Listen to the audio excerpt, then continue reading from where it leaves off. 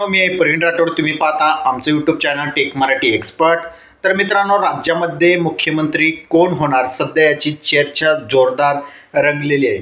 आता महाराष्ट्रामध्ये महायुतीचं सरकार आलेलं आहे. महायुतीमध्ये 3 पक्ष आहेत, ज्यामध्ये भाजप, शिवसेना जे शिंदे गटांची शिवसेना आणि अजितदादा पवार यांचं राष्ट्रवादी काँग्रेस, अशा तिन्ही गटाअंतर्गत ही महायुती आहे. यामध्ये सर्वाधिक जे मत आहे ते भाजप या पक्षाला भेटलेले आहे. त्यानंतरचा दुसरं जे पक्ष असेल ते असेल शिवसेना आणि तिसरं म्हणजेच राष्ट्रवादी काँग्रेस अजितदादा पवारांचं. तर आता यामध्ये जे आहे अनेक वेगवेगळे सूत्रानुसार येत आहे की अजितदादा पवार मुख्यमंत्री होऊ शकतात, देवेंद्र फडणवीस होऊ शकतात आणि काही जण म्हणतात की पुन्हा जे आहे आपले हे एकनाथ शिंदेच पुन्हा मुख्यमंत्री पदांची शपथ घेऊ शकतात. मी आज तुम्हाला 3 फॉर्म्युले सांगणार आहे. यामध्ये शक्यतो जे आहेत तिन्ही लोक मुख्यमंत्री कसे होऊ शकतात आणि दुसरं महत्त्वाचं म्हणजे आता हे 3 फॉर्म्युले कसे असणार आहे. सर्वात महत्त्वाचा पहिला जो आपला फॉर्म्युला असेल तो असेल 1 वर्ष शिवसेनेला मुख्यमंत्रीपद देऊ शकतात.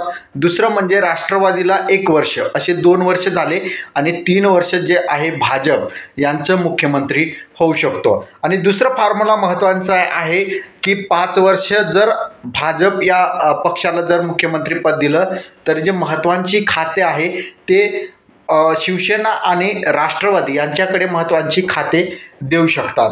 आता तिसरं महत्त्वाचा फॉर्म्युला म्हणजेच एकतर 2.5 वर्ष जे आहेत भाजप या पक्षांचं मुख्यमंत्री होऊ शकतं, 15 महिने राष्ट्रवादी जे अजितदादा पवारचा पक्ष त्यांचं मंत्री होऊ शकतं आणि तिसरं म्हणजेच 15 महिने हे जे पुन्हा शिवसेना यांचं मुख्यमंत्री होऊ शकतं. हे 3 फॉर्म्युल्याअंतर्गत अजितदादा पवार असेल, त्याचबरोबर एकनाथ शिंदे असेल आणि देवेंद्र फडणवीस असेल, हे तिन्ही मुख्यमंत्री हे 5 वर्षांमध्ये होऊ शकतात.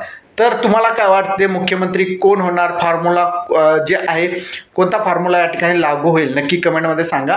आणि मी तुम्हाला सांगण्याच्या अगोदर दिल्लीमध्ये एक बैठक पार पडेल आणि त्या बैठकीमध्ये योग्य निर्णय घेण्यात येईल. दिल्लीमध्ये अमित शहा असेल, नरेंद्र मोदी असेल, त्यांच्याकडून ऑर्डर आल्यानंतरच या ठिकाणी राज्यामध्ये जे आहे मुख्यमंत्री कोणाला करायचं, उपमुख्यमंत्री कोणाला करायचं याबाबत जी आहे चर्चा केली जाईल.